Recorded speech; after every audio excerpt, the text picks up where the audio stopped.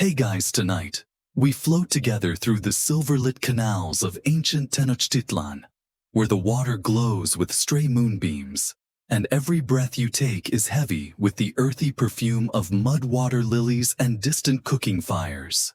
You drift quietly, almost gliding shoes, barely making a splash on the flagstone paths leading from your rickety little canoe to the wide-open causeways of a city that seems to float above the water. Fireflies flicker in lazy patterns, just beyond reach, reflecting like a second sky. And every few steps you hear the gentle slap of an oar, the faint hum of a night market packing up, and the soft papery rustle of corn leaves shifting in the dark. If you're expecting a simple city tour, you're out of luck. This is Tenochtitlan at midnight, and you probably won't survive this without at least one weird plant, a muddy toe, and possibly an accidental swim in a canal. So before you get comfortable, take a moment to like the video and subscribe, but only if you genuinely enjoy what I do here. Drop your location and local time in the comments. You'll join a weirdly global crew of history night owls. Now dim the lights, maybe turn on a fan for that soft background hum. And let's ease into tonight's journey together. You move forward feeling the air cool as you step between shadow and torchlight city and lake. The hum of Tenochtitlan at night is something you can almost taste, a medley of grilled maize, distant flowers, and a hint of something green and a little wild. The causeway before you shimmers in the gentle glow of hundreds of reed torches, each one reflected in the still black waters of the lake on either side. You pass a pair of children fishing by lantern, their shadows stretched long across the water as they dangle their toes over the edge, telling jokes in whispers, and occasionally bursting into giggles that echo across the empty space. Their fishing line is baited with what looks like dough, and you briefly wonder if that's how you'd try to catch a midnight snack, or just another reason to keep your own feet out of the water. There's a peculiar hush to Tenochtitlan at night, the kind that falls when the world is caught between sleep and waking, and even the dogs seem too tired to bark.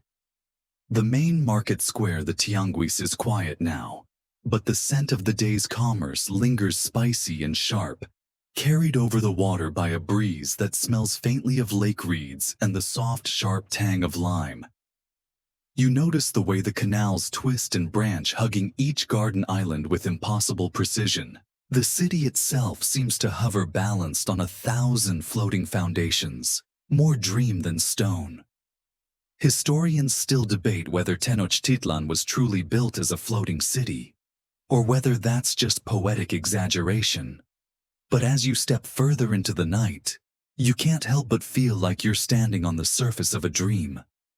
The houses here are woven from reeds, painted with bright pigments that glow even in the half-light, and you notice that the walls of many gardens are built with mud and old broken pottery, stacked with a logic that only makes sense to the people who live here.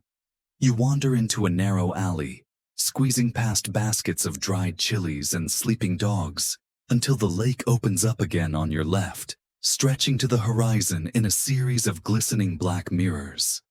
At the edge of one canal, a woman crouches over a basket, scrubbing something with vigor and what looks like a lot of patience. You catch a glimpse of her face, bored but content, humming an old song, and realize she's cleaning nightshade roots, their purple skins almost glowing in the lantern light.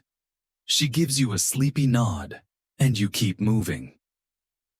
One quick joke for your inner botanist: the Aztecs had so many words for mud that even their mud had nicknames. Imagine telling someone you're stuck in party mud instead of regular mud. But tonight your path is clear. You're surrounded by water, the glimmer of torchlight, and the gentle thrum of a city that never really sleeps. As you pause by the edge of another floating garden, you feel the gentle bobbing of the platform beneath your feet, a reminder that this city is alive, gently drifting on its own terms.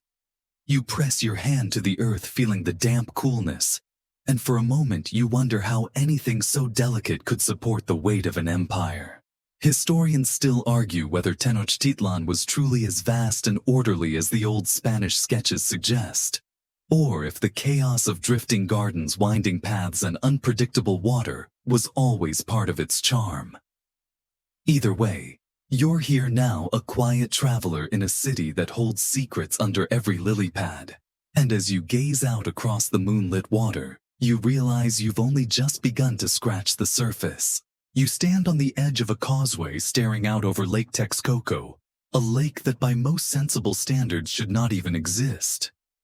It's ringed by distant mountains, the city a glittering webwork in its heart, the horizon so wide it feels almost like the ocean.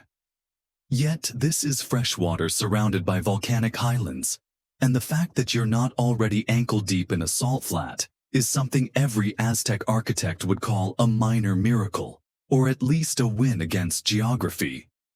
You notice how the city and lake are in constant conversation. The land is always trying to claim the water, while the water is forever creeping back, tickling the toes of every foundation and garden wall. In the distance, you spot a cluster of islands, some real, some grown from human ingenuity. Lake Texcoco is only one of 5 interconnected lakes here, and it's the largest, an ancient basin fed by mountain streams, and a perpetual source of both bounty and frustration for anyone with a leaky roof. You hear a soft splash, and watch as a canoe slides past its pilot, poling silently with a long stick, barely making a ripple. It's not just for show. Canoes are how most people get around here.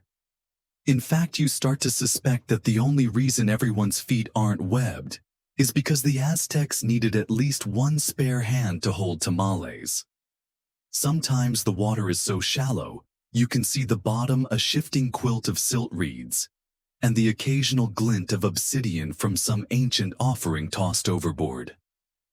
As you trace your fingers through the cool air, you recall that historians still argue whether Lake Texcoco was a natural phenomenon or an artifact of centuries of management, dikes, sluices, and artificial boundaries all working overtime to keep city and water balanced.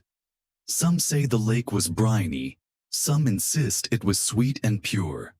The reality is, if you took a sip from the wrong canal, you'd find out which is true very quickly, and you might not want seconds. At night, the lake comes alive with subtle noises, the creak of reeds as a bird hops to a new perch, the faint echo of laughter from a party somewhere behind the causeways, and the low hypnotic hum of insects doing whatever it is insects do at this hour. You feel the air grow cooler as a breeze sweeps across the surface, and you catch a hint of something mineral like crushed rock or wet earth after a thunderstorm. You lean against a pile of baskets, realizing these are full of lake mud, rich black, and worth its weight in gold for gardeners. Some say Lake Texcoco was so unpredictable that every season brought new challenges, droughts, floods, and occasionally flocks of confused ducks who clearly had not read the latest updates on water levels. There's even an old Aztec joke about 2 ducks walking into a bar and realizing it's actually just another flooded field. Ba-dums. Beyond the humor, there's a sense of awe at how people here tamed and retamed the lake, coaxing it into a partnership rather than a conquest. You notice low, winding walls along the shore, remnants of the great dikes built to keep the saltwater from the east from invading the freshwater gardens to the west. Some of these walls still hold, battered by centuries, each stone a tiny act of defiance against nature. You hear that in the dry months, the lake shrank, exposing muddy flats dotted with wildflowers and startled herons, while in the wet season everything, gardens, houses, sometimes even markets, could be half submerged, forcing everyone into boats, whether they liked it or not. Historians still debate how many times the city nearly drowned, and whether the legendary flood of 1446 was really the worst, or just the one with the best songs. As you stand here, you realize Lake Texcoco is the city's oldest friend, and its most unpredictable houseguest. Its waters reflect not just the stars, but the entire story of a people determined to float no matter what the world threw at them. And as you take one more look at the glimmering water, feeling the soft mud under your shoes, and the faintest hint of mosquito buzz near your ear, you realize there's no better place for a city of dreamers, or for anyone hoping to drift quietly into sleep. You wander along the edge of the water, watching the shifting shadows of willow branches trail their fingers through the lake. Ahead, there's a scene that feels like equal parts invention and daydream. A group of gardeners illuminated by bobbing lanterns squatting at the edge of the canal, weaving something from reeds and mud. At first, you assume it's just another lakeside craft session. Maybe someone's making baskets, or perhaps prepping for a midnight picnic. But no. You soon realize you're watching the ancient birth of a Chinampa, a floating garden built from scratch with a mix of hope, hard labor, and some seriously muddy hands. You crouch closer, careful not to tip yourself into the water, and take in the spectacle. They start by staking out a rectangle in the shallow lake bed, driving wooden posts deep into the muck until they stick up like a weird aquatic picket fence. Then comes the layering reeds cut from the lake shore, long grasses, bundles of water hyacinth, and armfuls of soft, sticky mud. So much mud that you're pretty sure your shoes will never recover. Every few feet, someone pats things down, jumping up and down for good measure, as if this garden's fate depends on just the right amount of squishing. It's not glamorous, and definitely not the kind of job you'd brag about at a royal banquet, but it's brilliant. By stacking reeds, mud, and compost in careful layers, the Aztecs created a floating patch of earth that's incredibly fertile, perfectly irrigated, and here's the kicker, permanently attached to the city by a network of canals. In a way, Tenochtitlan is like a patchwork quilt, each Chinampa a bright square sewn together with water instead of thread. Historians still argue whether Chinampas should be called floating gardens at all. Some claim the islands were anchored so deeply that they didn't really float, while others swear by the image of fields gently bobbing like lily pads in the moonlight. The only thing everyone agrees on is their productivity. Chinampas grew so much food that some accounts claim 1 acre could feed up to 20 people a year, a number that would make modern farmers both jealous and suspicious. You try to imagine tending one of these gardens, spending your nights stacking mud and reeds, praying for good weather, and keeping an eye out for hungry ducks. Or even worse, a neighbor trying to borrow your best compost heap. The water around you is alive with tiny fish, and occasionally, the curious gaze of an axolotl, the weirdly cheerful salamander that makes a surprise cameo in almost every Chinampa legend. There's a quirky tidbit you overhear from one of the gardeners muttered as he slips and nearly faceplants into the muck. Chinampa builders would sometimes add old broken pottery, or even bones to the mud for extra structure. Apparently, archaeologists are still arguing over whether this was clever recycling or just an excuse to get rid of embarrassing family heirlooms. As you watch, someone brings over a basket of cuttings, maize beans, squash, and even a handful of bright edible flowers. These are poked gently into the fresh mud, each one spaced with the kind of precision you'd expect from someone planting the entire city's midnight snacks. The air is thick with the scent of earth water, and something almost sweet, maybe the hyacinth, or maybe just the promise of a bumper crop. A gardener, splattered head to toe, glances up at you with a grin and says something about never trust a dry Chinampa. You're not sure if it's a proverb or a warning, but you make a note not to test the theory tonight. Historians still debate the exact number of Chinampas that existed at Tenochtitlan's height. Some say thousands, others claim the numbers were wildly exaggerated by awestruck Spanish invaders.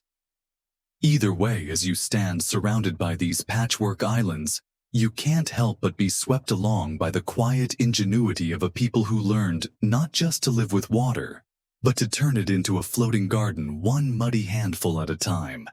You edge farther down the canal, careful not to slip on the dew-slick wooden planks that bridge the water between floating gardens. Every few steps the hush of night settles deeper around you, broken only by the squelch of your sandals in the sticky earth and the gentle chorus of frogs croaking nearby. It's the kind of sleepy amphibian lullaby that makes you want to curl up and take a nap right there on the reeds. But the Aztecs aren't finished showing off just yet. This is the hour when the night shift gets interesting. The night air is soft and damp, tinged with the scent of wet leaves and sweet rot. Lanterns bob along the canals, each a firefly's glow magnified 100-fold. And you notice farmers in loose cotton tunics moving silently between rows of corn and beans, balancing baskets on their hips as though they've done this since the beginning of time. If you listen closely, you'll catch the shush of bare feet on mud, the soft thump of roots as they're pulled from the earth, and the sound of water being flung off the end of a hoe. You stifle a laugh as one gardener more enthusiastic than coordinated slips and lands squarely on his backside, launching a spray of mud that lands with precision on a nearby duck. The duck, to its credit, barely blinks. Around here, a little extra mud is just part of the dress code. The air is alive with tiny splashes and the soft hissing of insects hiding in the reeds, all blending together in a sleepy sort of music. Everywhere you look, hands are at work, in the dark, weeding, planting, harvesting, even singing softly to the plants. You overhear a gentle lullaby, something about maize that grows taller if you compliment its leaves.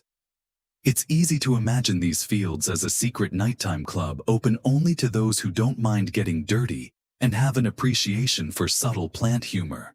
Historians still argue whether the Aztecs really believed their gardens flourished more under the moon, or if night work was just a clever way to avoid sunburn and nosy imperial tax collectors. Either way, it's clear that these farmers have perfected the art of midnight productivity. The night is their shield, their playground, and sometimes their only chance at peace before the city wakes up with a roar. You pause to wiggle your toes in the cool, oozy mud, feeling it squish between your toes like some weird spa treatment.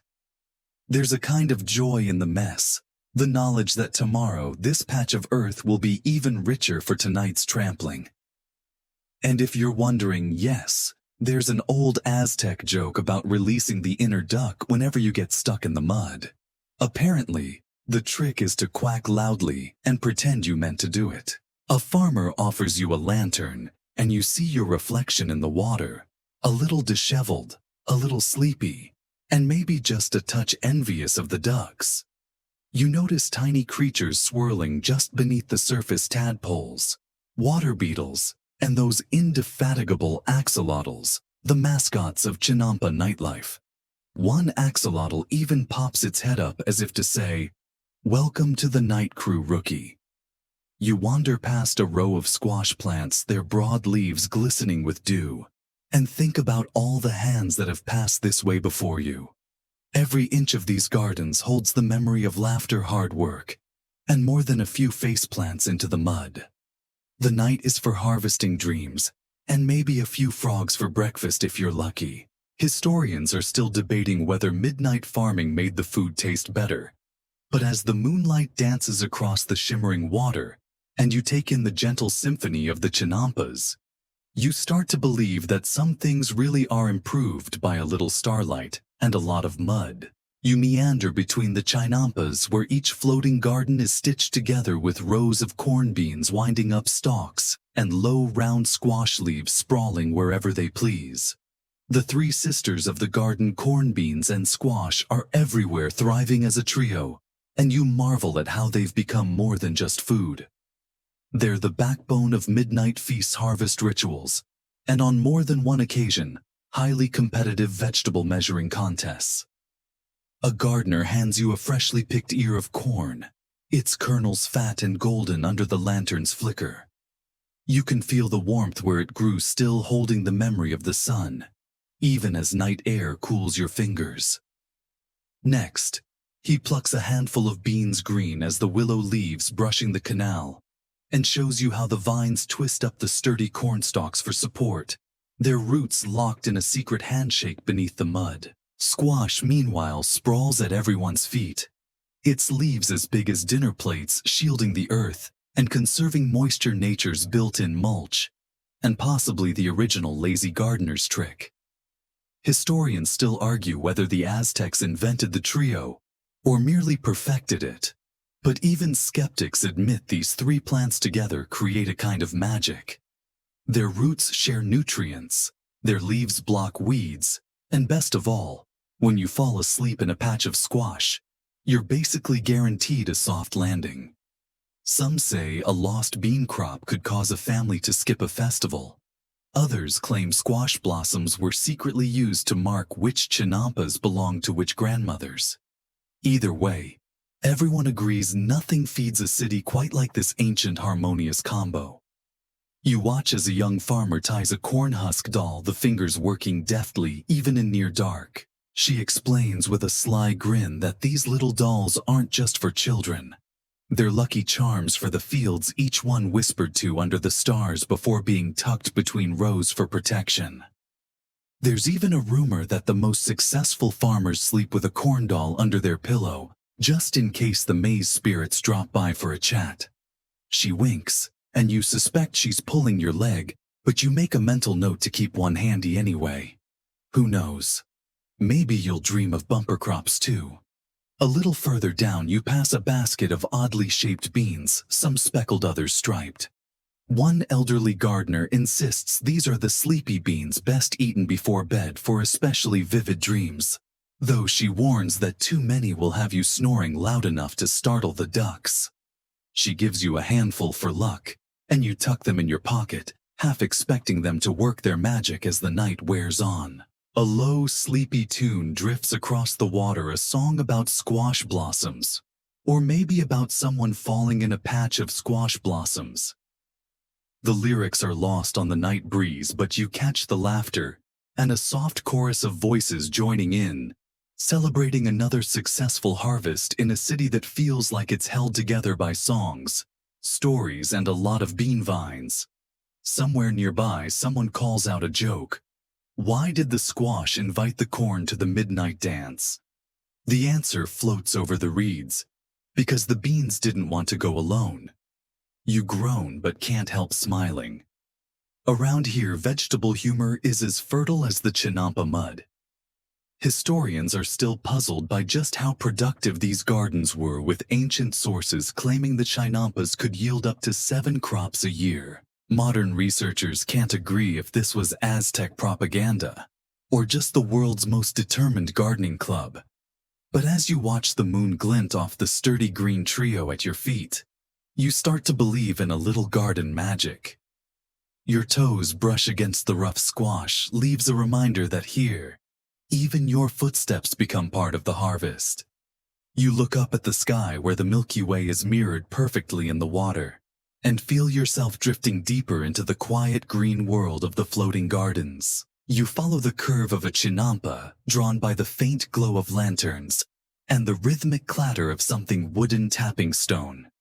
There, along the bank, a group of farmers are hunched around a makeshift altar, built from baskets and maize husks. It's fertility ritual night, apparently a tradition woven through these floating gardens. For centuries, equal parts reverence and rowdy community theater. You settle among the group, the cool mud soaking through your sandals, as someone raises a doll fashioned from corn cobs and bright fluttering ribbons. She dips it gently in the water, chanting words that tumble over each other in a lilting melody. The rest of the crowd joins in each voice, blending with the chorus of insects and the low, sleepy murmur of frogs. If you've ever wondered whether a corn doll could bring good luck to a garden, this is the kind of night that makes you a believer, or at least a participant. Historians still argue whether these rituals were pure superstition, or rooted in a practical understanding of agriculture. Some say the dolls were offerings to Chicomicoatl, the maize goddess, while others suspect they doubled as scarecrows with a side gig in matchmaking.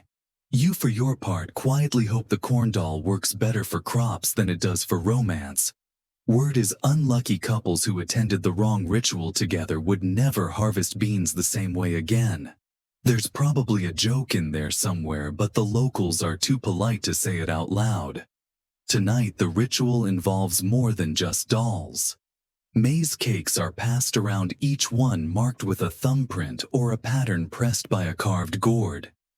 They're slightly sweet, with a hint of something floral you can't quite name.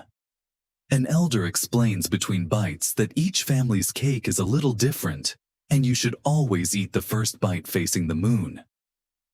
"It brings luck," she whispers, "unless it rains. Then you just get soggy cake." Everyone laughs and someone nudges you to try another slice just in case. There's a game too. Someone tries to balance a corn husk on their head while dancing a slow circle around the group. Predictably, husks fly and the mud claims several contestants. "Extra luck for the most spectacular fall," shouts a farmer, and the crowd cheers the winner, now thoroughly caked in muck. It's all in good fun. The messier you get, the better your chances. Or so the legend claims. A young boy, eyes wide with excitement, offers you a bundle of maize silk tied with a reed. "For dreams," he says, before darting off to chase a stray duck. The silk is soft, and you tuck it into your sleeve, feeling oddly reassured. Maybe there is something to these midnight traditions after all.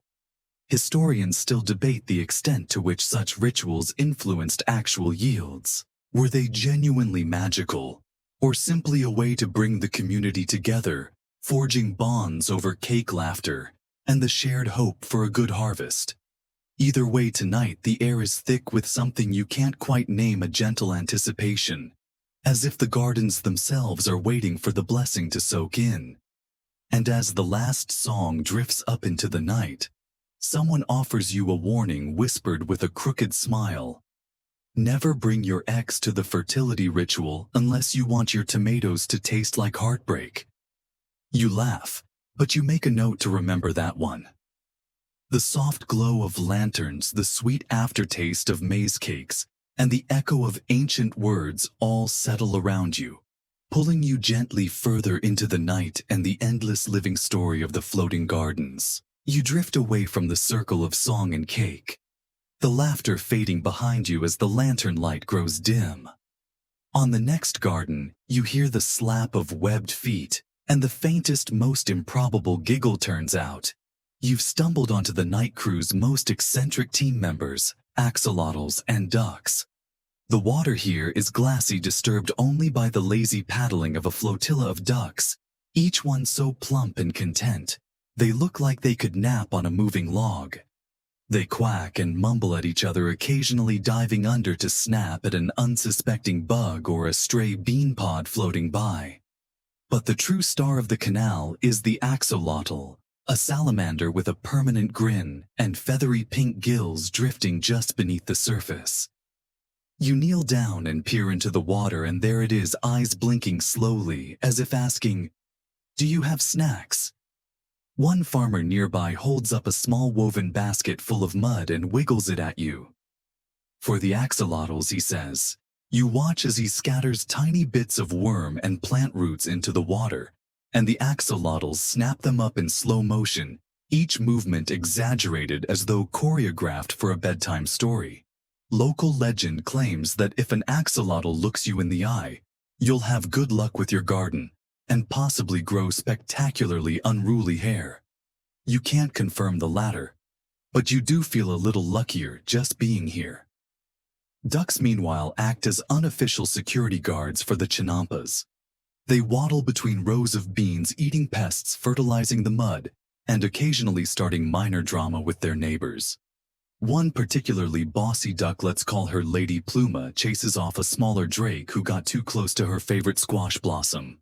The two circle each other, quacking in outrage, until finally a human referee offers a handful of corn kernels, and the peace treaty is signed. Historians still argue over how essential these creatures were to Aztec agriculture. Some scholars insist that the ducks and axolotls were critical for pest control, while others suspect they were just there for comic relief and the occasional emergency snack. There's even a debate about whether axolotls were harvested for food or strictly revered as magical mascots. The truth, as usual, is probably somewhere in between. Aztec life was practical, resourceful, and a little bit superstitious all at once. The night is full of odd, soft sounds, the peep of ducklings, the underwater clicking of axolotls, and the splash of a small fish leaping for a mayfly. A farmer points out that the gardens wouldn't work half as well without their animal helpers. The ducks do the weeding, the axolotls keep the water healthy, and the frogs make sure nobody falls asleep on the job.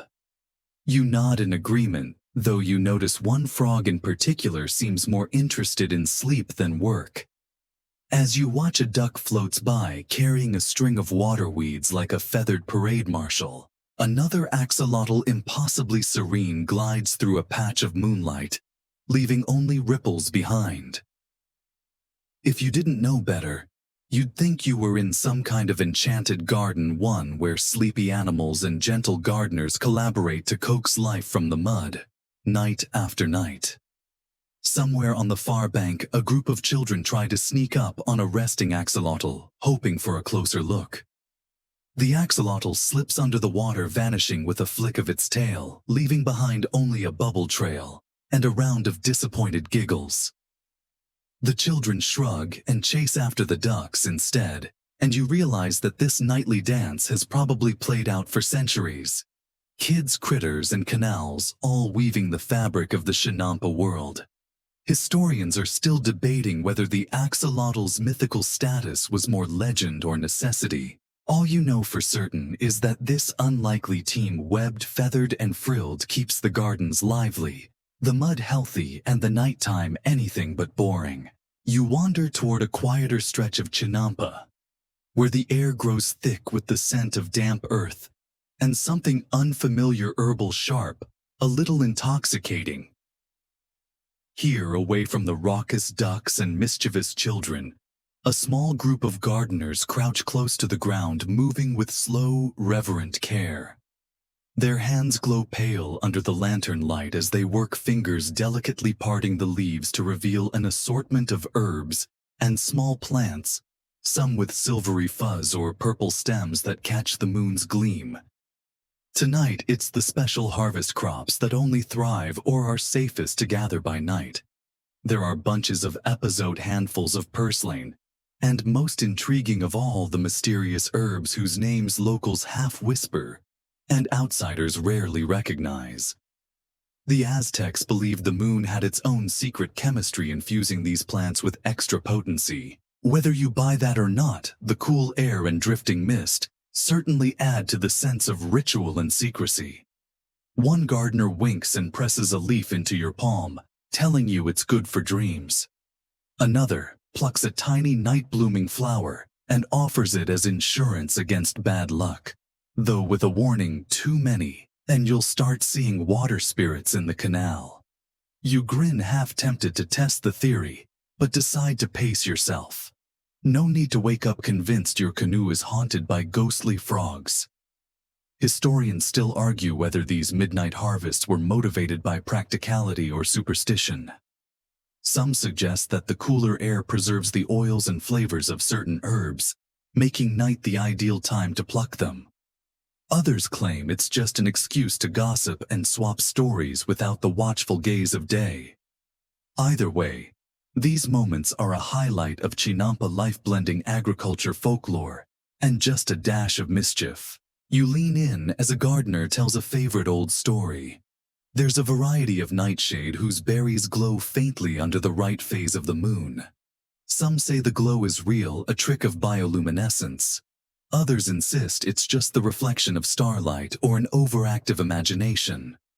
The locals tease each other about mistaking fireflies for nightshade fruit, and you realize it's probably a tale invented to keep kids from sampling random berries in the dark. There's a quirky tidbit here too. Chinampa farmers sometimes leave tiny offerings, beads, feathers, even a coin or two tucked into the roots of their favorite herbs. Supposedly, these tokens coax better flavor or sweeter dreams, though you suspect they also make for a good story when something extra tasty sprouts up later. One gardener shrugs and says, If it works, it works, and you have to admit it's a hard philosophy to argue with. Someone hands you a cup of warm spiced drink brewed from these night-picked herbs. The taste is both familiar and strange, earthy minty, with a hint of pepper, and something almost floral. You sip slowly, letting the warmth settle your bones, and feel your eyelids droop a little heavier with every swallow. Whether it's the herbs or the hour, you can't say. But the effect is the same. You're pulled deeper into the spell of the garden senses, tingling with the mingled magic of plants, moonlight, and good company. Historians are still debating if some of these plants were hallucinogenic, medicinal, or just the stuff of local legend. The boundaries blur in the darkness, and as the gardeners whisper a final prayer to the night, you decide that at least for tonight, you're happy to let the mystery be. You remain with the gardeners as they move to a patch of broad-leaved plants clustered near the water's edge. The leaves dark and waxy, dotted with delicate white blossoms and berries that glint like scattered beads. This is where you discover the real star of the night, the infamous nightshade crops. Their presence is equal parts practical necessity and source of endless village rumor. These plants, after all, hold a dual legacy of nourishment and mischief. One gardener gestures for you to crouch close, lowering his voice as if the plants themselves might overhear. He pinches a glossy berry between his fingers, warning. Some of these will help you sleep. Some will. You won't want to wake up anytime soon. Nightshade, an umbrella term for a family of plants that includes everything from tomatoes and potatoes to the dangerously drowsy datura. And belladonna was a staple of the Aztec kitchen medicine cabinet, an arsenal of magical mischief. You gently brush your fingertips over a cluster of tiny pale flowers, feeling their cool softness, and try not to imagine all the possible side effects. The line between food and poison is thin here. The trick is knowing the difference and trusting the hands that prepare your dinner. Historians still argue about which varieties were actively cultivated and whether the Aztecs truly understood the full extent of their chemical wizardry, or if they simply trusted trial and error and an occasional wild hallucination to sort things out. There's a local saying, "Nightshade for the brave, beans for the wise." You wonder just how many brave souls tried a taste and ended up seeing visions of feathered serpents, or worse, napping through their own birthday feasts. One elderly gardener, smiling slyly, tells you the story of a wedding banquet, where the cooks confused sleepy nightshade roots with the spicy ones. Half the guests were sound asleep before dessert. The frogs at least seem to enjoy the leftovers. You're shown the careful process of preparation: roots peeled, berries sorted, leaves dried over smoky fires. Each gardener swears by their own family recipe for a nightshade brew, some for deep dreamless sleep, others to sharpen dreams so vivid you wake up convinced you've sprouted gills. Of course, as a guest, you're given the mildest, safest sample, though you do wonder why everyone is watching you quite so closely as you sip. The taste is earthy, slightly bitter, but not unpleasant. You feel a wave of relaxation flow through your limbs, warm and gentle, as if your bones are melting into the soft mud beneath you. Someone jokes that too much will have you snoring like a startled axolotl, and you chuckle, reassured by the laughter around you. The night air feels thicker now, the stars a little fuzzier, the sounds of the garden softened to a sleepy hush. Historians still debate whether nightshade was used more as a medicine or a tool for spiritual journeys. Some believe it was reserved for priests and healers. Others insist it was part of every kitchen, a humble if slightly dangerous ingredient in soups and stews. The truth, like the plant itself, is tangled and mysterious. There are even rumors of forbidden nightshade feasts, where only the bravest dared partake, and wild dreams were almost guaranteed. You rest for a moment, watching the lanterns flicker, and the gardeners work quietly, their faces softened by the glow. Nightshade, you realize, is as much about trust as tradition, a reminder that sometimes the line between dream and waking is as thin as a blade of grass. As the night drifts on, You're pulled gently further into that hazy borderland, a willing traveler in a world where sleepy crops and ancient secrets walk hand in hand. You find yourself being guided toward a narrow, wobbling canoe moored to the edge of a Chinampa, its hull polished smooth by decades of use and countless paddling hands. The boat rocks gently as you step in the lantern light, casting long, wavering shadows over the water. You settle onto a reed mat at the bottom, and a gardener who introduces himself with a name you promptly forget, thanks to the relaxing effects of the Nightshade, pushes off with a long wooden pole. The water is glassy and dark, pierced only by the occasional ripple from a curious fish, or the splash of a duck claiming its territory.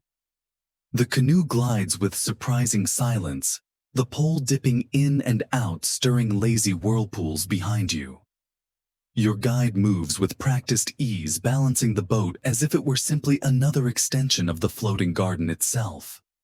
Tending the Chinampas by canoe is an art form, a combination of ballet tightrope walking and, at times, synchronized duck evasion. The narrow craft allows access to the tightest rows where footpaths vanish, and the only way forward is by water. Here you see how the real harvest happens. Gardeners reach out with long-handled nets, skimming beans from the vines, scooping up tender squash blossoms, or gathering bunches of fragrant herbs. Some use wide, flat baskets to dredge for edible roots in the rich, dark silt at the bottom of the canal, their arms glistening up to the elbow in moonlit water. There's a peculiar satisfaction in the gentle back-and-forth motion of the canoe. You sway in time with the ripples, feeling as if you've become part of the slow heartbeat of the gardens themselves. Occasionally, you spot another canoe drifting by, its pilot waving with a tired smile, lantern swaying from a hook. "Midnight harvest," someone calls out. Your guide nods, adding a joke. "Just don't tip the boat unless you want to meet the canal spirits up close." Historians still argue whether canoe tending was invented out of necessity or convenience, or if it was just another excuse for Aztecs to show off their impressive paddling skills. Some sources claim that boats were the fastest way to move goods through the city, while others insist that for certain crops, harvesting by hand from the water was simply more efficient, less damage, fewer muddy footprints, and a built-in excuse to float around under the stars. You pass a cluster of gardens where farmers kneel on planks set across the beds, reaching down to pluck herbs and flowers with quiet precision. Each movement is slow and deliberate, as if every plant deserves its own lullaby. In one boat, a pair of young gardeners are laughing over a tangled fishing net, one accusing the other of scaring off the fish by singing too loudly. You can't help but smile at the easy camaraderie, the way work blends with play, even in the softest hours of the night. Your own guide points out patches of wild mint and watercress, tempting you to lean over the edge and pick a sprig yourself.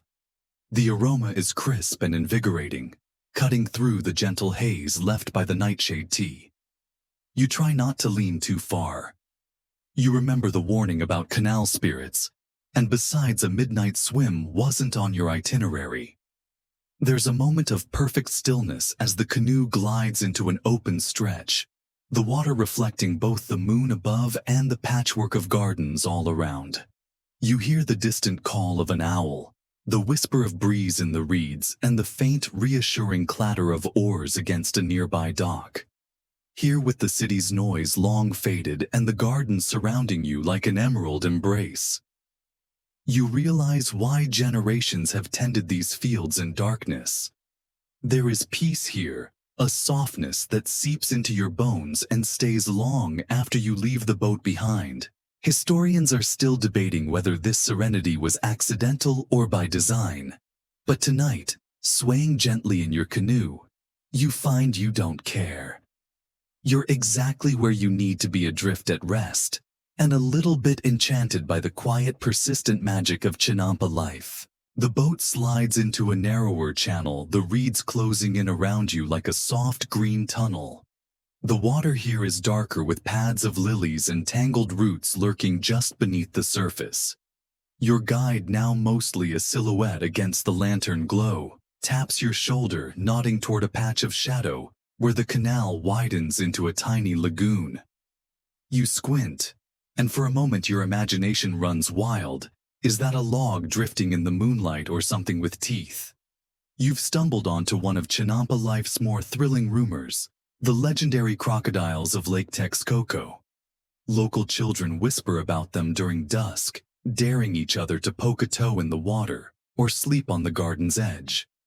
According to the elders, crocodiles once sunned themselves beneath the lilies, lurking with ancient patience, waiting for a careless duck or an overconfident fisherman. Some say they're long gone. Others claim their descendants still drift through the mud, keeping watch over the floating gardens. Historians still argue whether crocodiles actually prowled these waters during the Aztec heyday, or if the stories are relics of even older times imported from lands where crocodiles truly reigned. Some fossil evidence suggests there were once sizable reptiles in the region. Others believe the stories evolved as warnings for children, and possibly as an explanation for mysteriously vanishing pets. One thing is certain: a good crocodile tale will silence a noisy group of kids in record time. Your guide grins, clearly enjoying your cautious glances at every suspicious ripple. Don't worry, he says, the only thing likely to bite tonight is a mosquito, and even they take naps. He tells you about an old friend who once tried to impress a girl by daring to swim at midnight.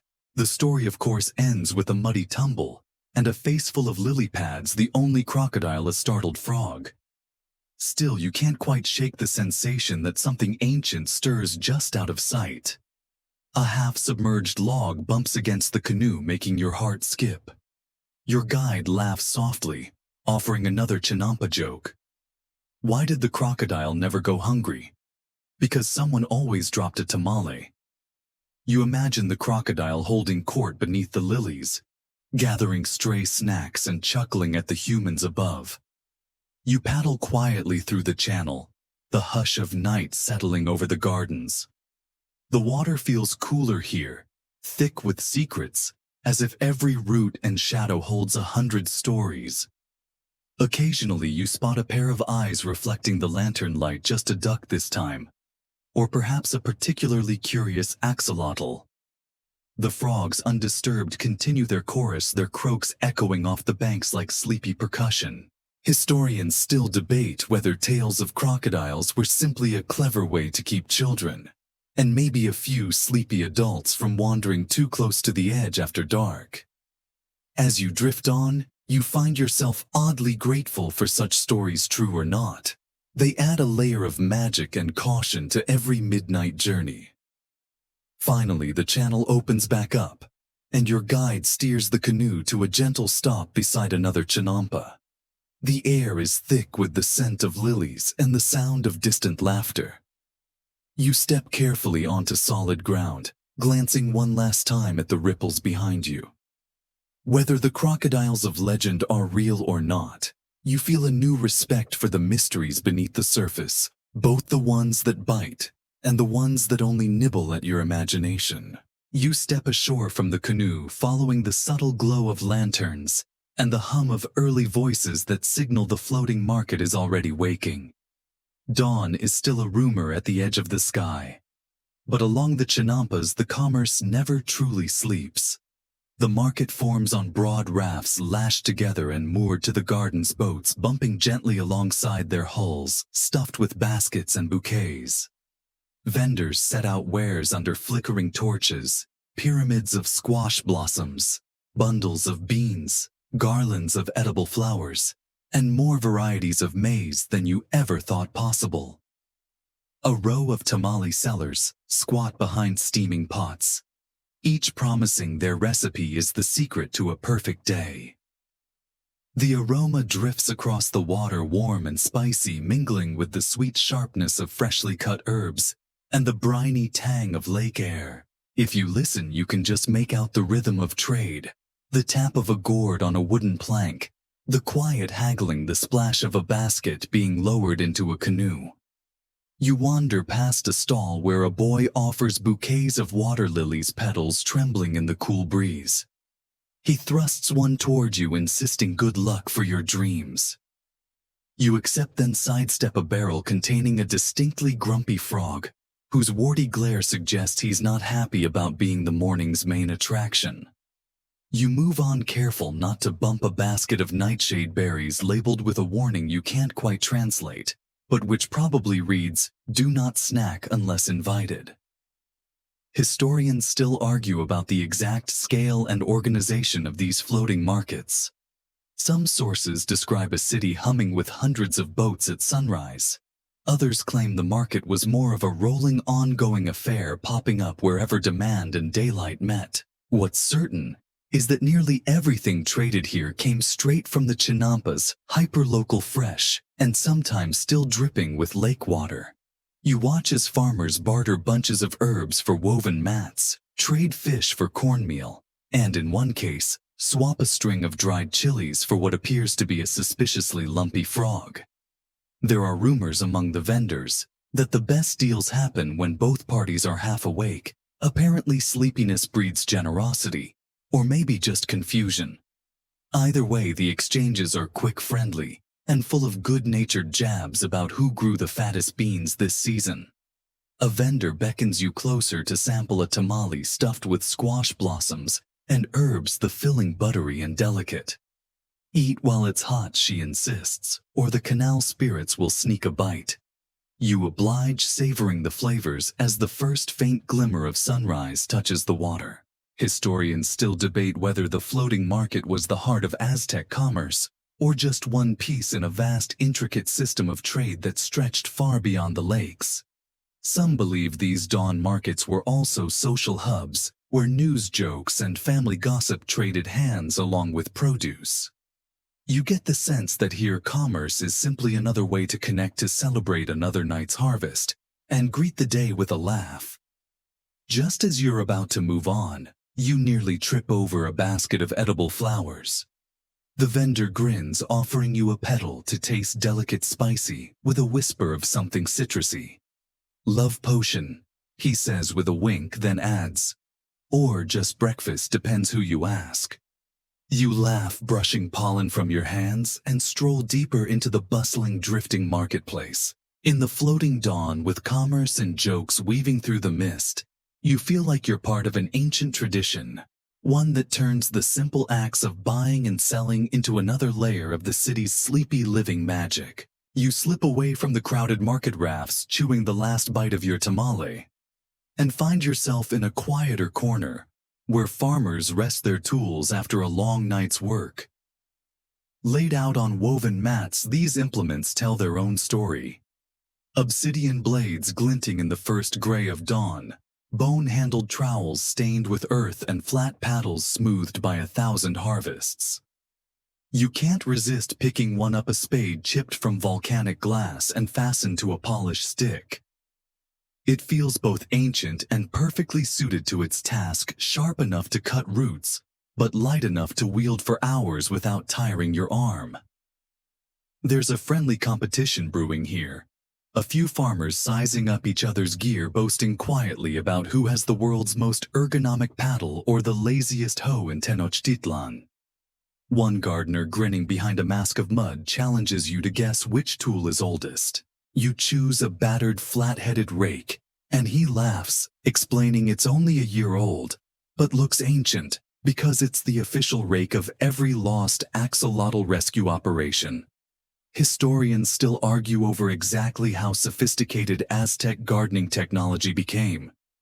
Some sources rave about ingenious irrigation ditches and finely balanced water gates, while others insist most tools were basically just sharp sticks and optimism.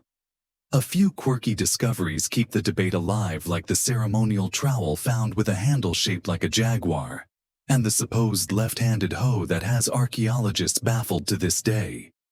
You try your hand with a reed basket meant for scooping soft mud from the canal's edge and flinging it over the Chinampa beds to refresh the soil. The motion is rhythmic, almost meditative, and you're quickly shown how to flick your wrist just right, so the mud lands in an even sheet. Of course, your first attempt results in a splatter all over your own shins, earning a round of applause from the veterans. They assure you it's good luck, or at least a rite of passage no real gardener leaves with clean feet.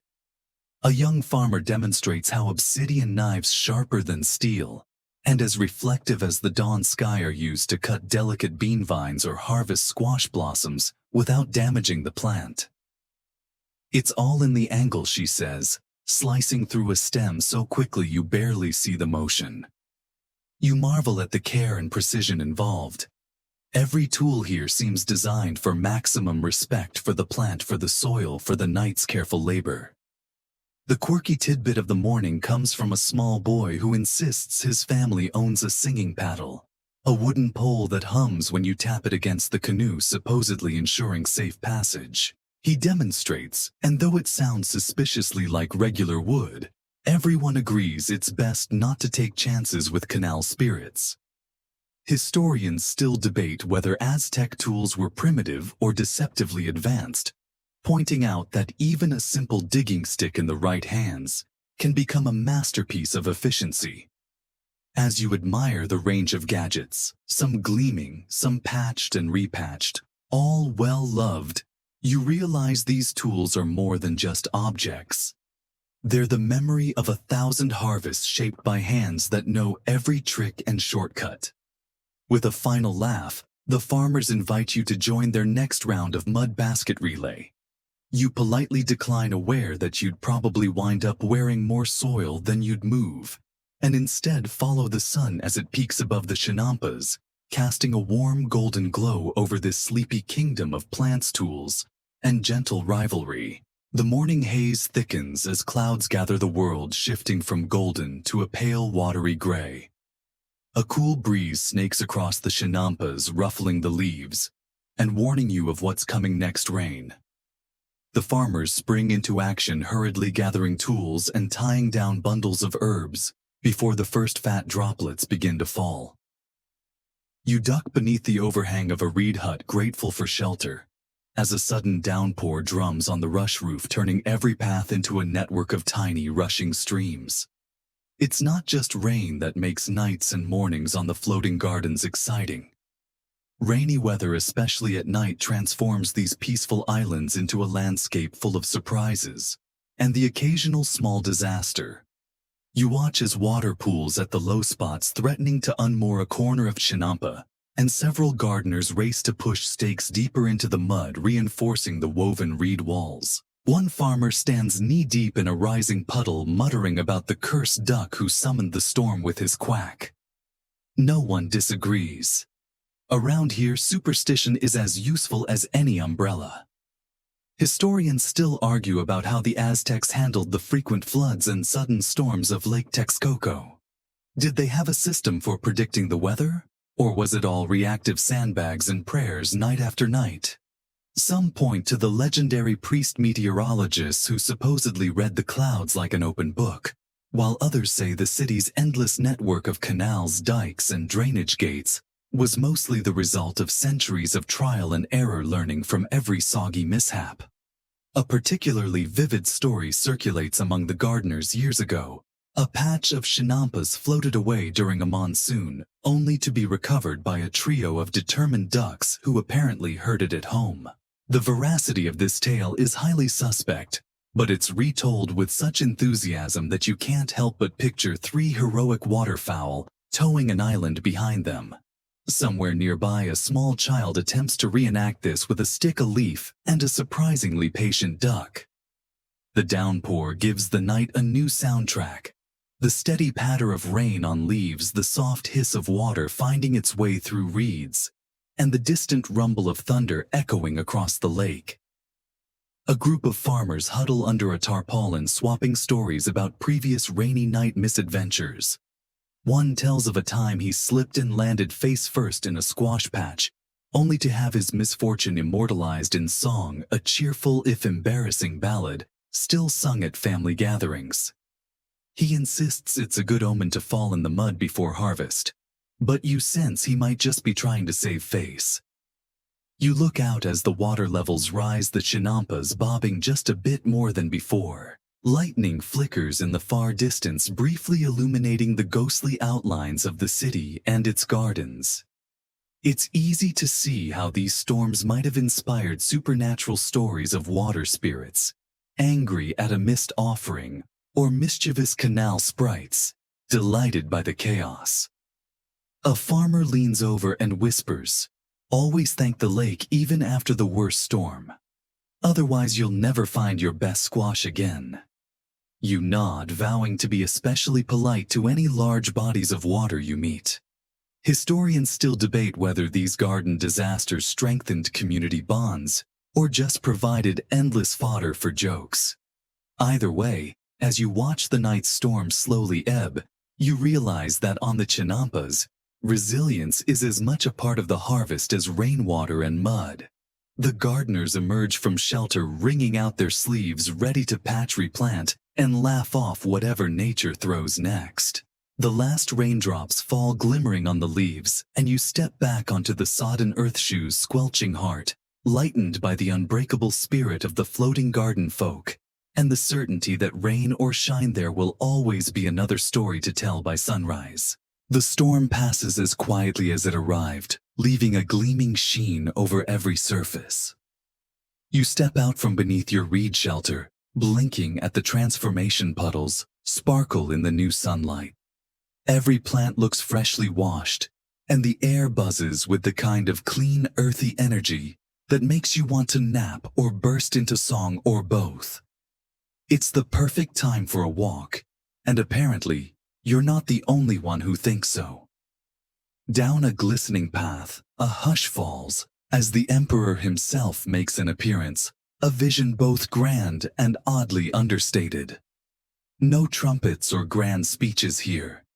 Instead, you glimpse the ruler gliding past on a raised walkway, his retinue of guards and officials trailing silently behind their sandals, barely making a sound on the wet planks.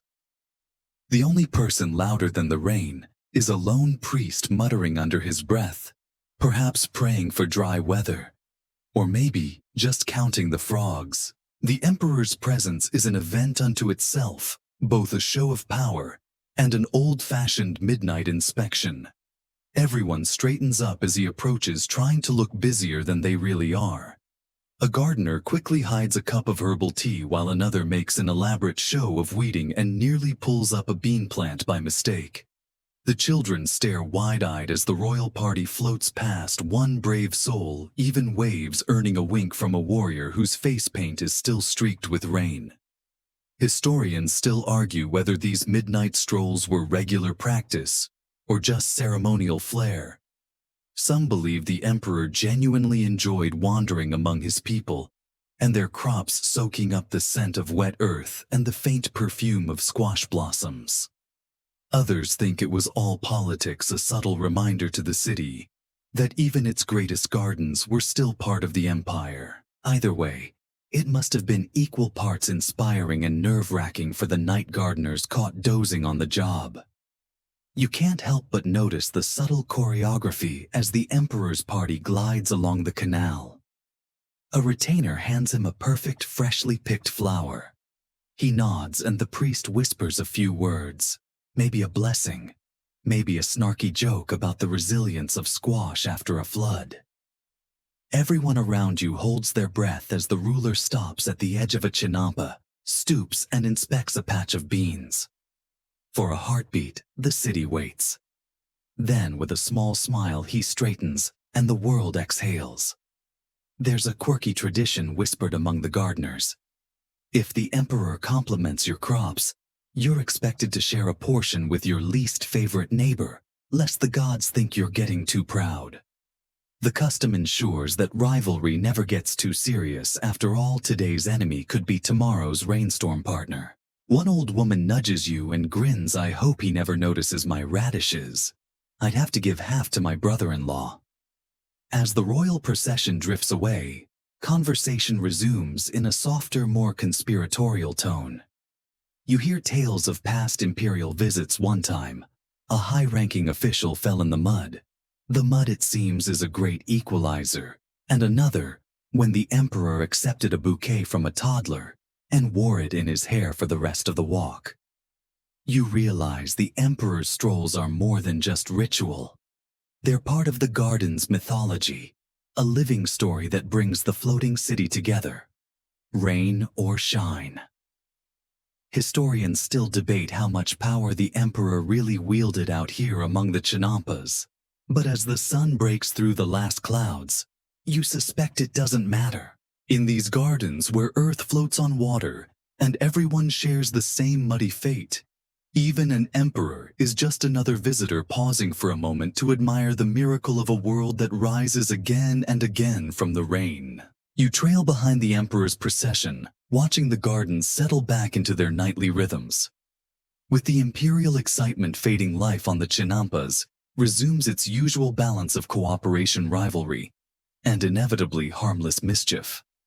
As you pass through a patchwork of bean vines and maize, you stumble upon the true heart of any agricultural community, a good-natured prank war. It starts with a suspiciously neat row of footprints in the soft mud, each print stuffed with flower petals. You hear a snicker from behind a stand of sunflowers, and suddenly, a mud pie arcs through the air, landing with expert precision on the back of a nearby gardener's tunic. The victim whirls around brandishing a handful of watercress, and the chase is on, laughter spilling across the fields, echoing over the quiet water. This isn't just play. Rival gardeners, sometimes entire families, take turns sabotaging one another's crops with the gentlest of tricks, rearranging squash vines to spell out silly messages, tying corn stalks into elaborate knots, or for the truly daring, borrowing an axolotl and releasing it in a neighbor's prized bean patch. It's said that nothing sparks a spirited midnight debate faster than a missing axolotl and a suspicious trail of damp footprints leading to your cousin's garden. Historians still argue about the seriousness of these antics. Were they ancient forms of agricultural competition, subtle ways to teach children the value of vigilance, or simply a method of blowing off steam after long nights of mud and toil? Some say the pranks kept the community tight-knit, ensuring no one took themselves or their crops too seriously. Others wonder if the borrowed axolotls were sometimes offerings to the water spirits, a diplomatic gesture disguised as a joke. You join a group of gardeners as they recount their favorite capers.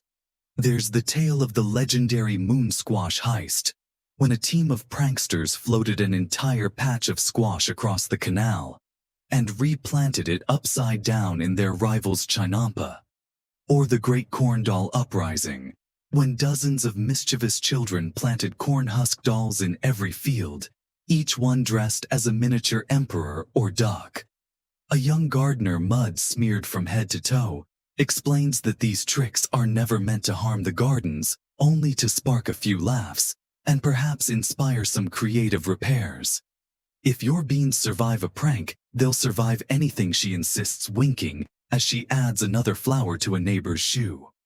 Historians still debate the role of laughter and play in ancient societies, particularly in communities as labor-intensive as the Chinampas.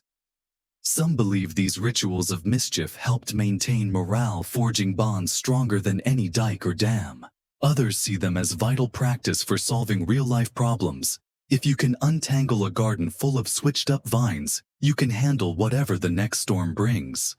Just as you're about to move on, you witness one last antic. A gardener accidentally knocks his basket into the canal, only for a friend to retrieve it, now brimming with borrowed nightshade berries and a very indignant frog.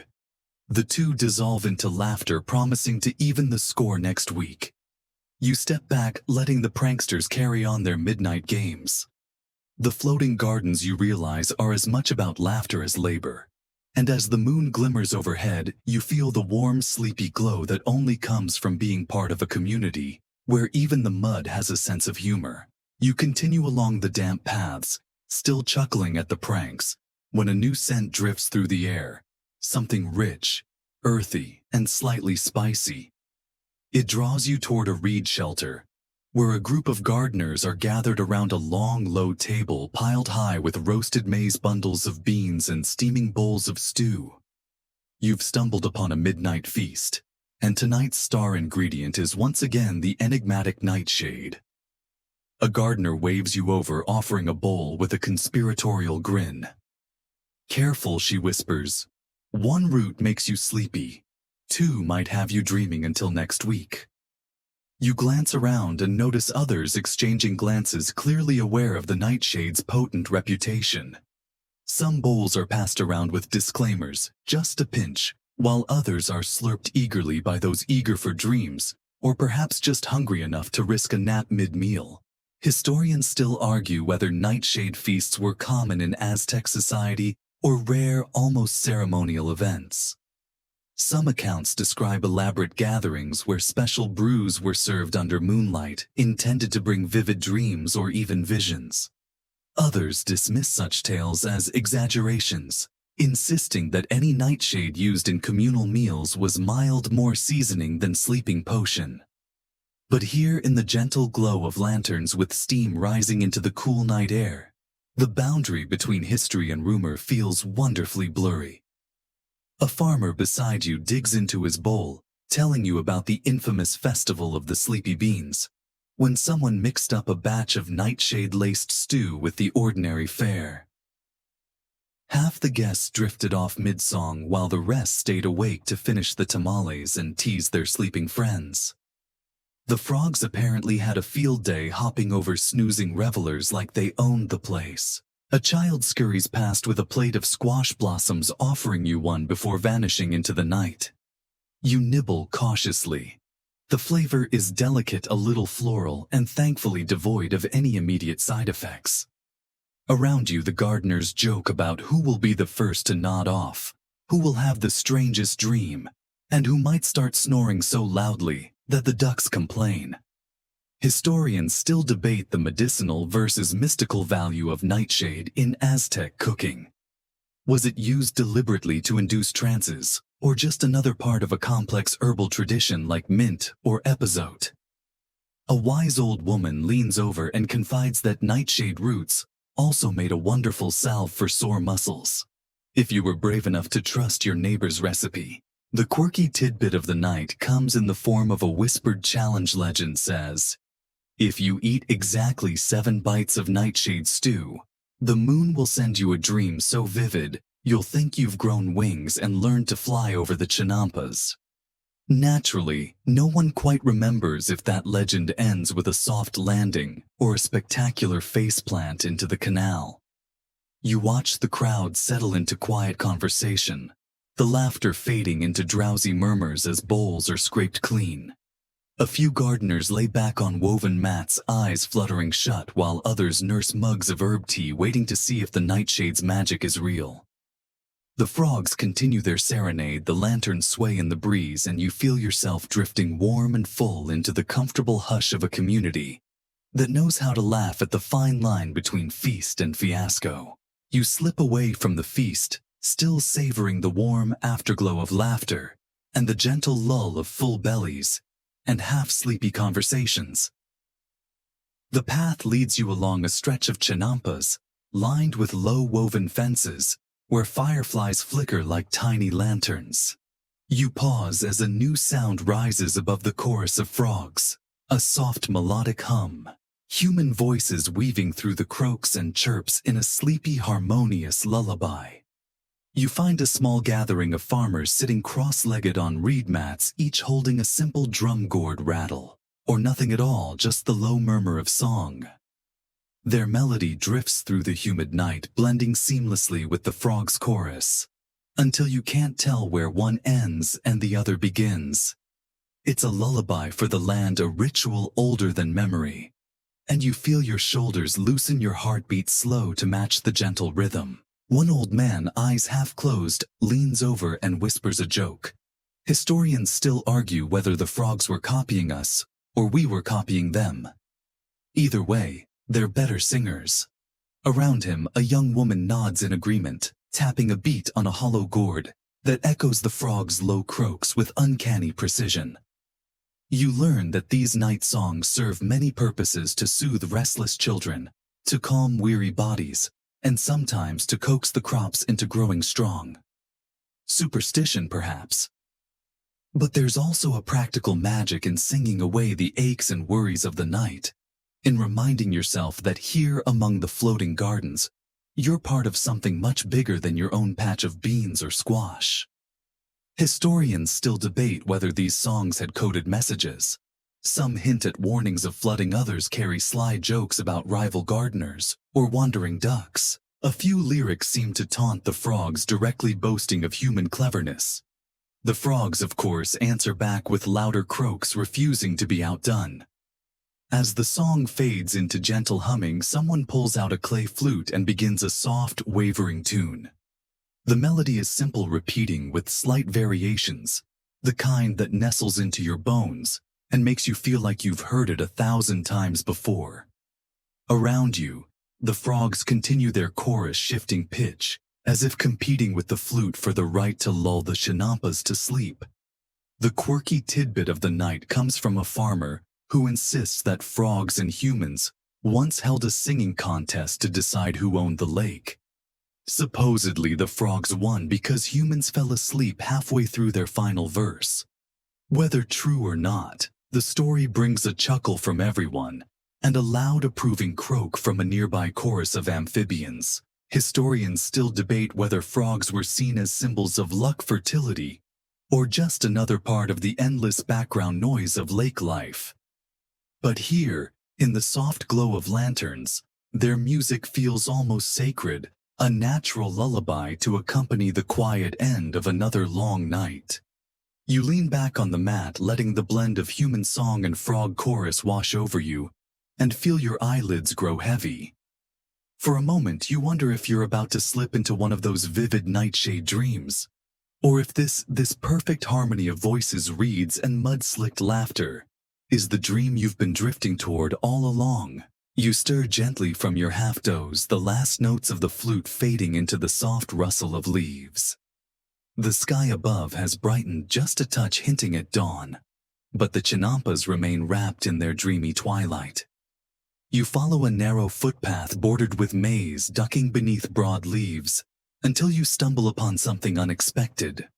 A patchwork of flowers in every shade of white, yellow, and pink, their petals trembling with dew. These are the edible flowers of Tenochtitlan, once prized not just for their beauty, but their surprising versatility in Aztec kitchens. You watch as a gardener moves among them, clipping blossoms with deft fingers and dropping them into a shallow basket. He catches your eye and grins, offering a blossom the color of sunrise. "Eat," he whispers, "it's good for your heart, or your luck, or maybe both." Historians still debate how central edible flowers were in Aztec cuisine. Were they mere garnish or essential part of the meal? Some Spanish chroniclers described enormous platters of flowers served alongside maize cakes and roasted fish, while others dismissed the blooms as decorative frills meant to impress foreign eyes. What's clear is that they remain part of Chinampa life even now, their bright faces a soft promise of good harvests and gently whispered gossip. You nibble on a petal, surprised by its subtle peppery bite, and the gardener chuckles. "Careful," he warns, "some say too many blossoms and you'll start seeing the flower spirits." He tells you how the Aztecs believed certain flowers brought prophetic dreams, while others hinted at love or bad weather, or even an unexpected visit from a particularly nosy neighbor. There are stories of gardeners who swore their prize squash sprouted twice as large after they planted it near a patch of the right blossoms, and of others who claimed their gardens became haunted by jealous flower sprites. Historians still argue whether such tales were superstition or clever gardening strategies, but here among the blooms, the line between myth and practicality blurs like morning mist. A young girl nearby carefully threads petals into tiny garlands, handing them to each passing gardener, with the solemnity of a priestess. "For your beans," she whispers, or with a wink, "for your next nap." You lean down and inhale the soft perfume of the garden, grassy sweet tinged with the earthy undertone of wet soil. A toad hops past your feet unbothered, as if flowers and frogs and half-awake humans are all part of the same timeless tapestry. The gardener tells you some blossoms are folded into tamales, others into sauces, while a few are ground into powder to sprinkle over ceremonial altars, or just to make dinner look fancy. He admits, shrugging with a smile. The quirky tidbit of the morning arrives when an old woman claims that long ago certain edible flowers were believed to turn your hair bright blue if you ate too many. She cackles, tugging at her own gray braid, adding, "Didn't work for me, but maybe you'll have better luck." Historians are still unsure whether flower eating in Tenochtitlan was ritual culinary art, or a little of both. But as you rise brushing pollen from your fingers, you sense these blooms hold more than flavor. They're living pieces of a culture that never quite draws a line between feast faith and the gentle lull of a night that slips steadily into day. You wander away from the flower patch, following the faint traces of a path through rows of maize, until you find yourself in a quiet clearing, dotted with low altars and carefully piled offerings, bundles of herbs, woven mats, small clay figurines. The air is cooler here, "Hush," the frog's chorus fading into a distant murmur. A young gardener motions you to sit, whispering that this place is where the spirits of the Chinampas rest, guardians of the water, the mud, and the silent hours before dawn. You settle onto a mat, feeling the damp reeds beneath you, and look around at the soft glow of lanterns set beside the offerings. Someone hums a lullaby barely louder than the breeze, while another sprinkles flower petals over the small clay figures, representations of ancestors, lake spirits, or perhaps simply a way to honor the land itself. The hush here is deep, stretching outward into the canals like ripples on still water. Historians still argue whether these midnight rituals were widespread among the Aztecs, or practiced only by certain families. Some claim they were formal ceremonies led by priests, while others insist they were quiet, private moments performed by anyone with the time, the faith, or the need to whisper thanks into the dark. Regardless, the act of resting with the spirits remains woven into Chinampa life, part of the unspoken agreement between people and the lake that sustains them. A gardener leans over, pressing a cool hand to your shoulder, and tells you the old belief that the spirits, like the gardens, must be tended. Given a handful of maize, a sprinkle of water, a simple song. If you ignore them, she adds, they'll tangle your vines or steal your best squash while you sleep. You smile at the gentle warning, unsure if it's myth or clever way to keep lazy farmers on their toes.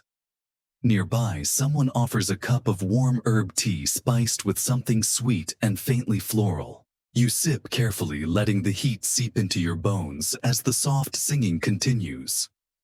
Lantern light flickers across the water, casting shifting shapes that look for a heartbeat, like figures gliding past, silent watchers in the mist. Historians still debate whether these figures were ever real. Were they memories of ancestors, water gods, or simply tricks of the night? Some argue the rituals were ways to soothe fears of a capricious lake, a kind of communal therapy cloaked in song and superstition. Others believe there was real reverence here, a belief that the floating gardens were not just clever engineering, but living spaces shared with spirits whose moods shaped the harvest. You sit, breathing in the hush, letting your mind drift into that soft gray place between waking and dreaming. Someone begins a quiet chant, listing names you don't recognize, perhaps ancestors or local saints, each name rising like a small bubble into the dark. The frogs pause their song as if listening, then resume softer than before. As the chant fades, the gardeners tuck their offerings into the earth, smoothing the mud as gently as if putting a child to bed. The lanterns dim one by one, and you stand feeling the weight of the night pressing your shoulders in a gentle, comforting way. The spirits, it seems, have been thanked, the gardens blessed, and the quiet magic of the Chinampas continues, weaving humans and ghosts, frogs and flowers into one sleepy, unbroken world. You leave the quiet clearing, lantern light fading behind you, and step into a darker stretch of path winding between rows of maize and beans. Here the air hums with secrets, and you hear a low, excited whisper, the old tale of the Nightshade heist. A group of gardeners sits cross-legged on an overturned canoe, trading versions of the story like children passing ghost tales around a campfire. The story begins with a notorious crop thief. No one agrees exactly who slipped into the Chinampas on a moonless night, determined to steal the most prized nightshade harvest in the city. Some say he was a rogue farmer jealous of his neighbor's success. Others swear he was a wandering spirit in human form, drawn by the lure of Nightshade's sleepy magic. Historians still argue whether there's any truth to the story. Some old records mention a spate of nightshade thefts in the years before the Spanish arrived, but no one agrees if it was the work of one clever thief or simply the usual chaos of Chinampa life. What everyone agrees on, however, is the mysterious twist. The legend says the thief didn't act alone. He had help from a ghost, either a woman in white who glided ahead of him pointing out the ripest plants, or the shadow of a drowned gardener seeking revenge on those still breathing the night air. You listen captivated as one gardener insists his grandmother saw the thief with her own eyes, a lanky figure with glowing hands slipping through the maze like smoke. Another laughs and says his uncle once claimed the ghost demanded half the harvest in payment, threatening to curse the thief's squash patch into barren vines if he didn't share. They all agree on the ending. The thief vanished into the canals, his boat never found, leaving only a few floating nightshade blossoms and a frog perched on the prow croaking into the mist. A young boy pipes up, insisting the ghost still lurks by certain patches of nightshade waiting to whisper into the ears of greedy farmers. If you hear your name called in the dark, he warns solemnly, don't look back. His older sister rolls her eyes but pulls her blanket tighter around her shoulders anyway. Historians still debate whether these tales were cautionary folklore meant to guard valuable crops, or simply an outlet for the tensions that inevitably bubble up in communities sharing cramped canals and limited land. Some suggest they were a way to blame bad luck, an unexpected pest outbreak, or a sudden frost on forces beyond human control. You find yourself glancing over your shoulder as the last frog croaks, and the conversation fades into soft murmurs. The moon peeks from behind the clouds, silvering the edges of the maze leaves, and for just a moment you almost see it. A slim figure moving in the shadows, gliding so smoothly. You're not sure if it's real or just the lingering echo of the story. The gardeners laugh and trade final warnings about staying away from the nightshade patch alone. They stand brushing mud from their knees, ready to finish the night's chores with the story's chill still hanging around them like a fine mist. And you step back into the narrow path. Eyes open, ears alert for any whisper, any hint of ghostly footsteps following you between the rows of beans and sleeping nightshade blossoms. You push on through the maze of Chinampas, the last echoes of ghost stories fading, as the air grows thicker with the scent of algae and lake mud. Ahead, faint lantern lights bob atop slow-moving canoes, night patrols gliding silently along the canals, their poles stirring soft ripples through the glassy water. These patrols are the quiet guardians of the floating city, ensuring that debris, stray branches, and the occasional mischievous duck don't block the vital channels that weave the gardens together. You hail one of the canoes and step aboard, steadying yourself as the patrol leader. A broad-shouldered woman with a deep, easy laugh hands you a long stick. You see a floating carrot she teases, scoop it up before it joins the canal spirits. You smile, peering into the dark water, half expecting to spot a ghostly vegetable drifting past. Historians still argue about the role of these night patrols in Tenochtitlan's heyday. Some records suggest they were organized by local officials, part of a wider effort to keep canals clear and commerce flowing smoothly at dawn. Others think they were more informal neighbors banding together to swap gossip, share the latest market prices, and perhaps catch sight of an errant frog thief in the act. Either way, they've become a nightly ritual as dependable as the sunrise itself. Tonight's patrol is easygoing.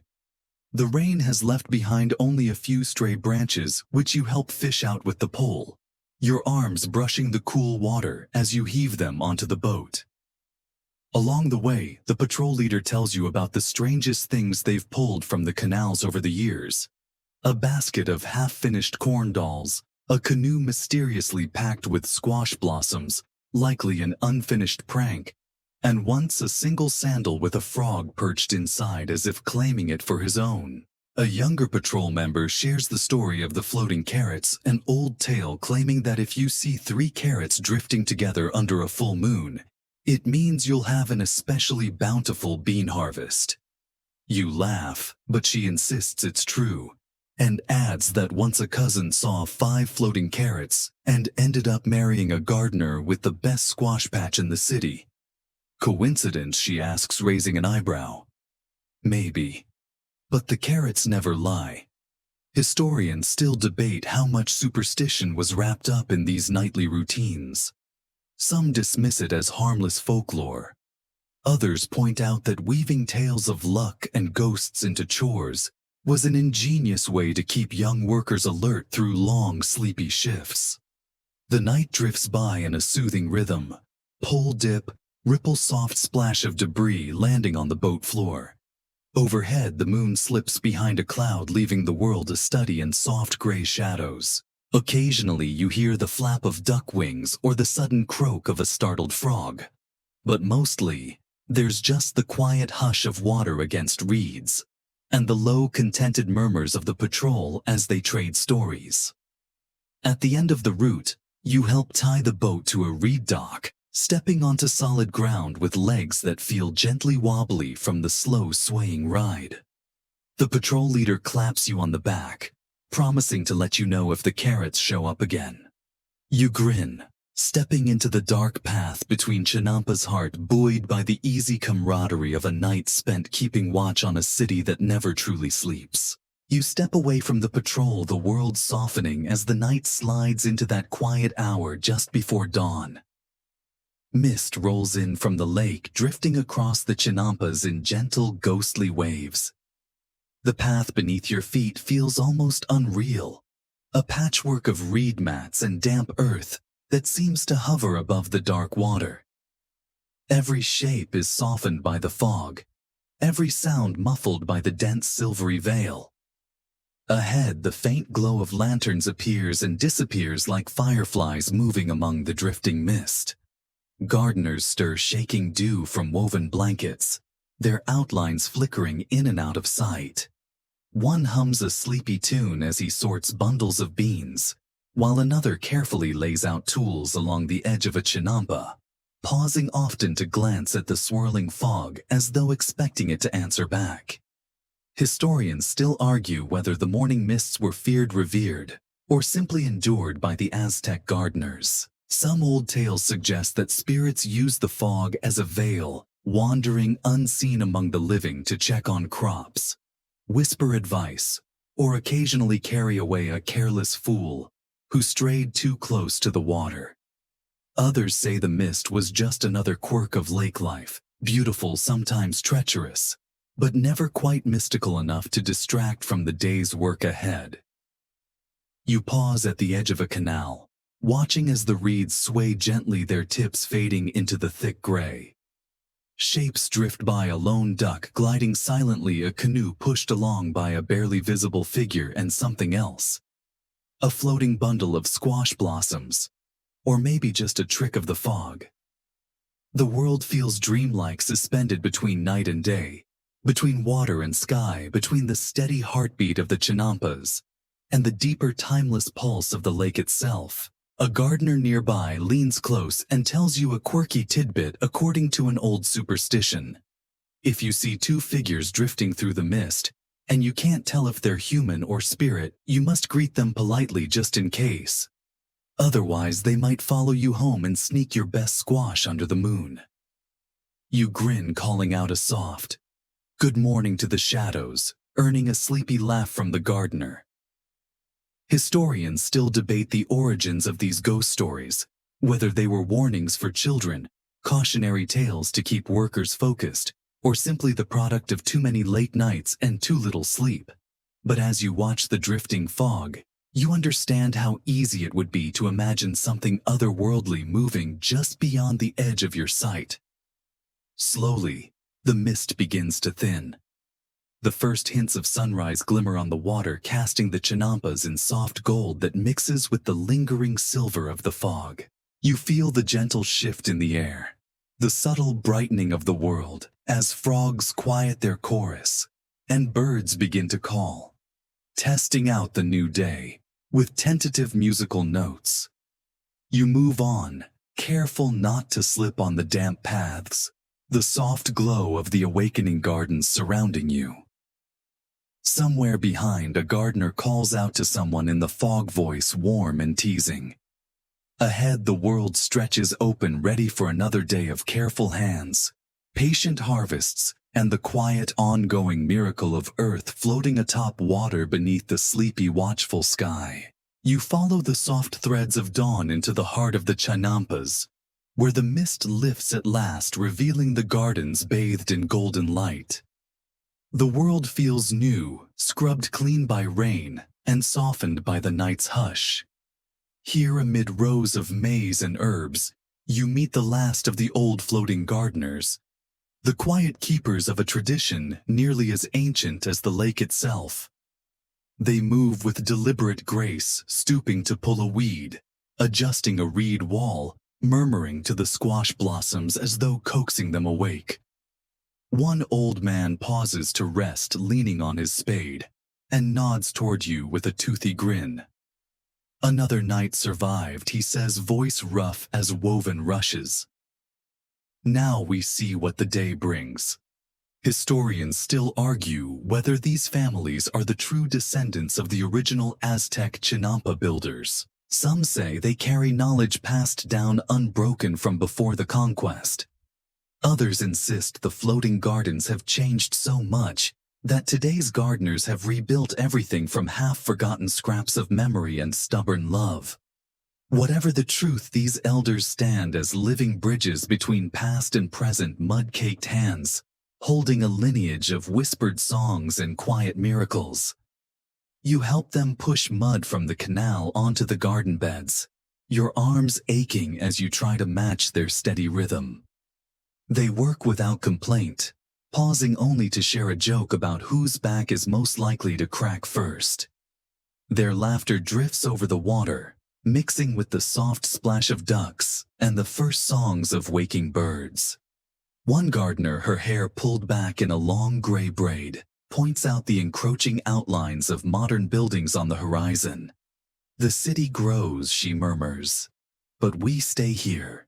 Same mud, same water, same bones. She taps her chest with a gnarled finger, eyes bright. We keep the Chinampas breathing, or they'll slip under the lake and vanish. Historians still debate whether the modern city will swallow the last of these gardens entirely. Some claim it's inevitable, others believe the Chinampas will endure, tended by stubborn hands and guarded by old stories of water spirits and midnight pranks. You sense the quiet defiance in these gardeners, their faith in the soil beneath their feet, even when that soil floats on uncertain water. The quirky tidbit of the morning comes when a young helper shyly admits that one family Chinampa is protected by a particularly grumpy duck named Señor Plumas, who will chase off strangers, thieves, and nosy cousins alike. The old woman cackles, adding that even the lake spirits keep their distance from Señor Plumas when he's in a mood. As the sun climbs, the gardeners pause, resting on bundled reeds and drinking tea brewed from night-picked herbs. They speak softly about the coming day, which rows need replanting, which vines need cutting, which part of the fence needs patching before the next rain. They speak too of ancestors, of remembered songs, of times when the Chinampas stretched so far that no one could count them all. Historians may never agree on how much of this is memory and how much is myth. But as you sit among these keepers of the gardens, you feel the weight and wonder of a tradition that refuses to sink, a world of floating earth and gentle humor held together by mud, water, and the soft, enduring strength of human hands. You linger with the gardeners as the sun rises higher, gilding every leaf and glinting off the still water. The night's hush fades into the gentle rustle of a waking world. Birds call from the reeds, frogs slip quietly beneath the surface, and the hum of distant voices stirs as families begin to set out for the day. You find a quiet corner on one Chinampa resting against a low reed fence, watching the ripples slide across the canal. The floating gardens seem timeless in this soft light, patches of green drifting in the morning breeze, tended by calloused hands and guarded by old jokes, old songs, and perhaps a few lingering spirits still yawning in the shadows. You feel a heavy sleepiness in your bones, your mind fogged with half-remembered dreams of moonlit axolotls, floating carrots, and the slow, steady heartbeat of mud and water. Historians still argue how long these gardens can endure. Some say modern expansion will swallow them whole, paving over the reeds and silencing the frogs forever. Others believe the Chinampas are too stubborn, too deeply rooted in the city's story to ever truly vanish. For the gardeners, it hardly matters. They measure time in squash blossoms and duck squabbles, in the quiet shift of fog over water and the soft patter of rain on leaves. The old woman with the gray braid, now sipping herb tea, calls out to you softly. "The gardens go on," she says, eyes glinting like polished stones. "Even when we sleep, the mud remembers us. Even when we are gone, the lake remembers everything." You nod, feeling a lump in your throat you can't quite swallow. Someone hums a lullaby in the distance. You lean back, eyelids fluttering, letting the warm sun soak into your skin, letting the slow sway of the garden beneath you lull your mind toward dreams. Maybe you hear frogs. Maybe you hear the whisper of old gardeners tending ghostly crops. Maybe you feel the gentle tug of the water calling you deeper into sleep. Now the last lanterns dim, and the morning wind picks up soft and steady, brushing through the reeds with a promise of rest and renewal. The Chinampas drift on their quiet magic, holding you as you drift toward a gentle waiting dream.